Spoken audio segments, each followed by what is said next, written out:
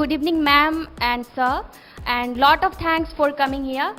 And आज का session हम लोगों के लिए बहुत ही ज़्यादा ज्ञानवर्धक था. हम लोगों को हम बायो के स्टूडेंट हैं तो ज़्यादातर फोकस एमबीबीएस पे ही होता है, ज़्यादा करियर ऑप्शंस के बारे में पता नहीं चलता है. आपसे मिलने के बाद हमें पता चला कि there are lots of courses that we can pursue after class 12th. And और बहुत हमारे सोसाइटी का जो परसेप्शन है कि जो गुड स्टूडेंट है, जो पढ़ने में इंटेलिजेंट है, वही केवल वो जो है वो मैथ्स या बायो लेते हैं और बाकी जो वीक स्टूडेंट्स होते हैं वो आर्ट्स लेते हैं. लेकिन आज हम लोगों को पता चला कि नहीं, जो अच्छे स्टूडेंट्स हैं, जो जिस चीज़ में अच्छे हैं उन्हें भी वो भी आर्ट्स ले सकते हैं. जो जिस चीज़ में अच्छे हैं उसे वही जिसमें जिसका इंटरेस्ट है उसी चीज़ को परस्यू करना चाहिए, तो ही प्रोडक्टिविटी अच्छी मिलती है हमें.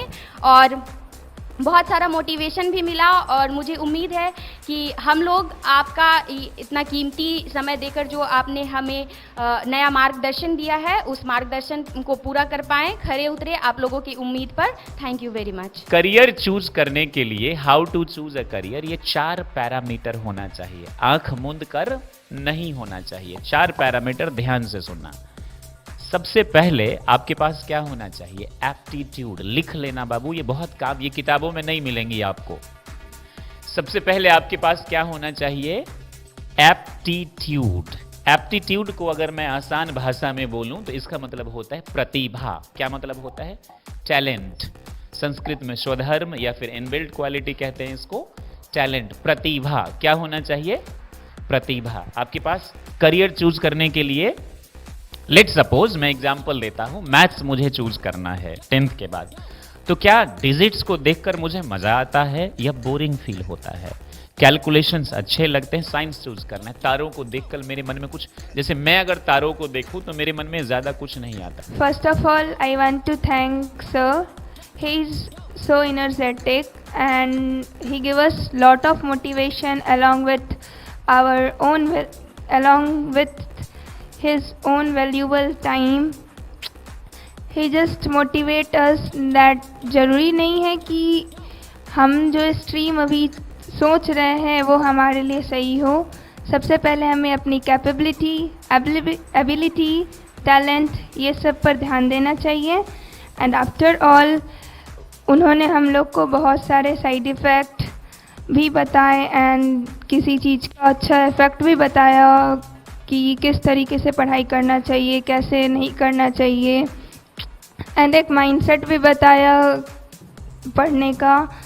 एंड आफ्टर दैट उन्होंने एक्स्ट्रा नॉलेज दिया अलग अलग सेक्टर का, अलग अलग सब्जेक्ट को लेकर.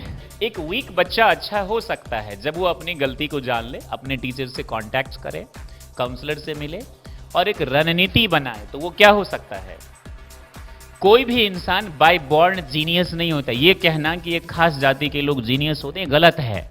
एक खास धर्म के लोग जीनियस होते हैं, ये अच्छा. जो लोग कमजोर हैं वो इसलिए कमजोर है क्योंकि उनके परिवार में किसी ने पढ़ा नहीं.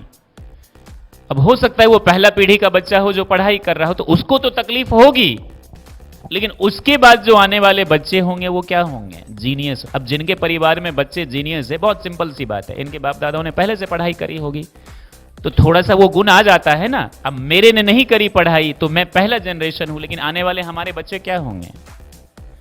बात समझ रहे हो? इस बात को समझना तुम. तो हर इंसान कमजोर होता है. हमारे पास चाहिए कि हम क्या बने? इंटेलिजेंट बने, ताकतवर बने. तो अगर तुम इस कैटेगरी में भी आते हो तो घबराने की जरूरत नहीं. एक जेन्युइन अप्रोच के साथ आगे. आप लोग इसमें तो नहीं आते ना बाबू, वो वाला आप समझ गए. लेकिन अगर तुम ये हो, 8वीं के फिजिक्स से डर लगता है, बायोलॉजी समझ में नहीं आता है और डायरेक्ट बोलोगे मैं नीट की ही तैयारी करूंगी, फिर दिक्कत की बात है. सर आपका ये सेशन मेरे लिए बहुत हेल्पफुल रहा और मैं अभी नर्वस हूँ, बट मैं कुछ वर्ड बोलना चाहती हूँ. सर मुझे 10th के बाद मैं मतलब कन्फ्यूजन बहुत है मेरी लाइफ में. मतलब मैं मैथ्स लूँ, बायो लूँ या आर्ट्स लूँ, लेकिन सर आपके सेशन देखने के बाद मुझे मतलब मेरा कन्फ्यूजन दूर हो गया कि मुझे क्या लेना चाहिए. और फिर आपने मुझे बहुत सारे स्ट्रैटेजीज बताए कि हम कैसे मतलब अपने स्टडीज़ को इम्प्रूव कर सकते हैं.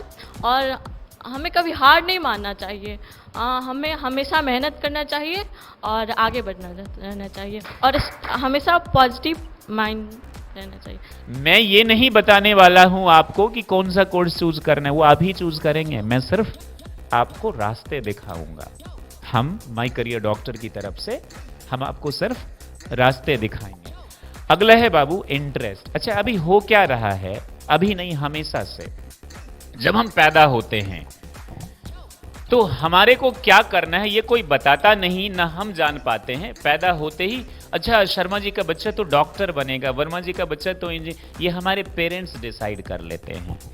और इसमें मैं पेरेंट्स की भी गलती नहीं बताऊंगा, ये ऐसा इकोसिस्टम है बाबू, सदियों से किसी की गलती नहीं है। आपके यहाँ आने से बहुत खुश हूँ क्योंकि आपने हम लोगों को करियर काउंसलिंग दिया और जो कि सच में मुझे अभी मैंने बायो लिया है पर मुझे अभी भी बहुत सारी चीज़ों के बारे में, ऑप्शंस के बारे में नहीं पता था, जो कि मुझे पता चला। तो ये मेरे लिए बहुत अच्छा हुआ कि अब मैं जिस फील्ड में जा रही हूँ उसके लिए ये नेसेसरी था। और नहीं सिर्फ यही नहीं, यहाँ पे और सभी के लिए भी बहुत हेल्पफुल रहा। और यहाँ और जस्ट लाइक हम लोगों के यहाँ पे सब कुछ जो है स्ट्रेटजी, प्लानिंग और सब मैनेजमेंट देख करके सब कुछ करना चाहिए ताकि जो हम कर रहे हैं वो बेटर हो सके, अच्छे से हम कर सके। और साथ में साथ हेल्दी लाइफस्टाइल मेंटेन करते हुए हमने सब कुछ यहाँ पे सीखा, आपने बताया और ये अच्छा था। Thank you sir. किसी भी समाज को चेक करना हो ना बाबू तो ये पता लगाओ कि वहाँ की लड़कियों को और महिलाओं को कितनी आज़ादी है। आज़ादी के कई मायने होते हैं। एक जो आजकल आज़ादी के नाम पर सोशल मीडिया पर फूहड़ता होती है, मैं उसके कतई खिलाफ हूँ।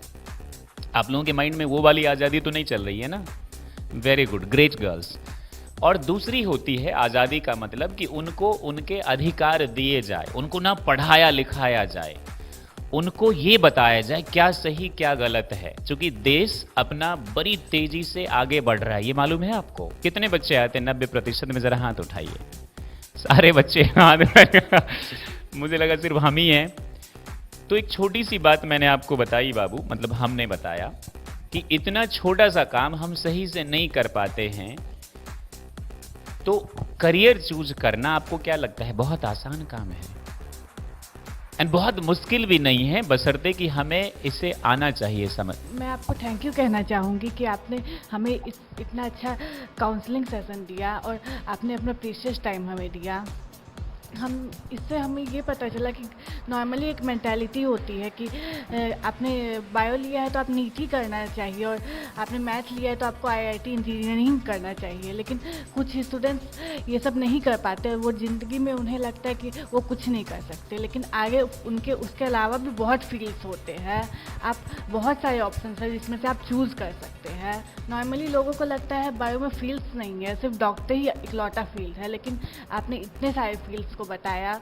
और इंजीनियरिंग में भी बहुत सारे फील्ड्स हैं। इंजीनियरिंग के अलावा आप मैथ से बहुत सारे फील्ड्स को आप कर सकते हैं। Thank you sir. जब हम इस दुनिया में आते हैं तो लोग डिसाइड कर लेते हैं हमको क्या करना है। डिसाइड करना गलत बात नहीं है, पेरेंट्स जो भी कहते हैं हमें उनकी बात 200% माननी चाहिए। लेकिन प्रॉब्लम कहाँ आती है, हम उसकी बात कर रहे हैं। तो डिसाइड कर लिया जाता है कि जैसे आपने मान लीजिए व्हाट्स योर नेम, ये हाथ में क्या हुआ आपको? अभी ठीक है, पेन तो नहीं हो रहा है ना? गुड।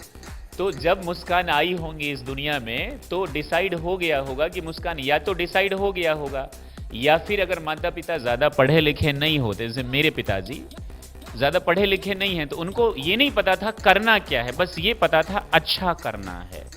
समझ रहे ना? ताकि समाज में हमारी मांग बनी रहे, डिमांड है, तो बस उनको ये पता था। तो या तो हमारे पिताजी की तरह लोग होते हैं या फिर पहले से ही डिसाइड कर लेते तू ये बनेगा तू वो बनेगा। तो हमारी जो अपनी एप्टीट्यूड होती है ना बाबू, वो छुप जाती है। और दूसरा क्या होता है, अभी के समय में ज्यादा मार्केट जितना स्ट्रांग होगा, लोगों की हमारी कोई पसंद है ही नहीं। आज अगर मैंने ये माइक यूज किया है तो अपनी पसंद से यूज नहीं किया है, किसी को देखा होगा मैंने, अच्छा लगा, मैंने भी खरीद लिया।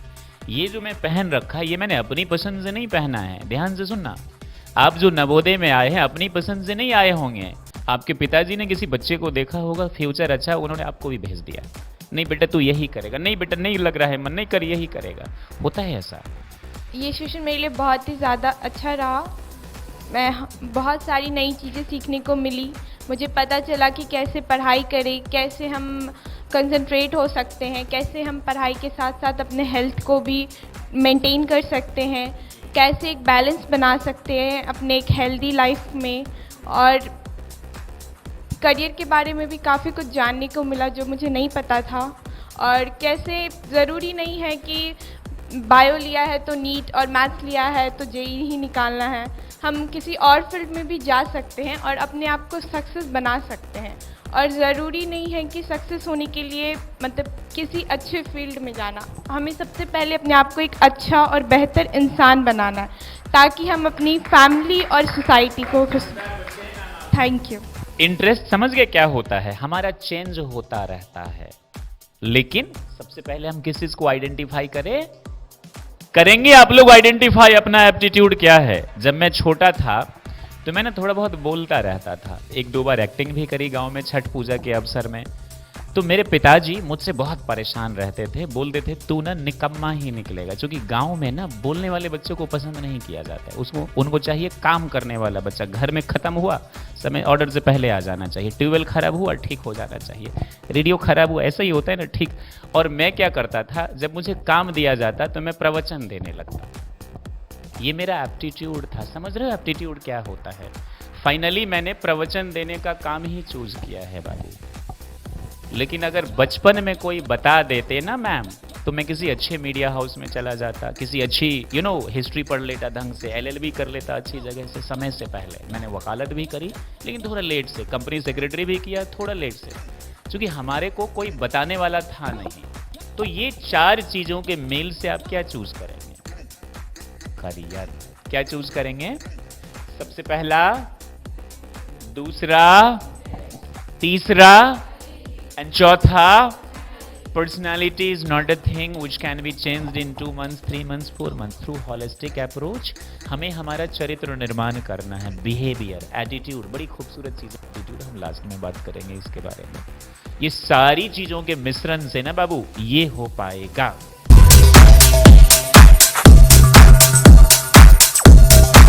क्या यहां तक आप समझ पा रहे हैं? और जिंदगी में एक चीज जरूर मैं बोलना चाहूंगा, 100% टीचर्स पे डिपेंडेंट मत रहना। टीचर एक गाइड की तरह होते हैं, वो आपको रास्ते दिखाते हैं। खुद के नोट्स बनाओ, हालांकि मुझे तुम लोग सिंसियर लग रहे हो क्योंकि नोटबुक लेकर बैठे हुए हो पहले से। खुद के नोट्स बनाओ, रिसर्च करो, जानने की कोशिश करो, उत्सुकता पैदा करो दिल में, मन में, ज्यादा बेहतर करोगे। सब सपने हैं ना बाबू, कितने बच्चों के सपने हैं?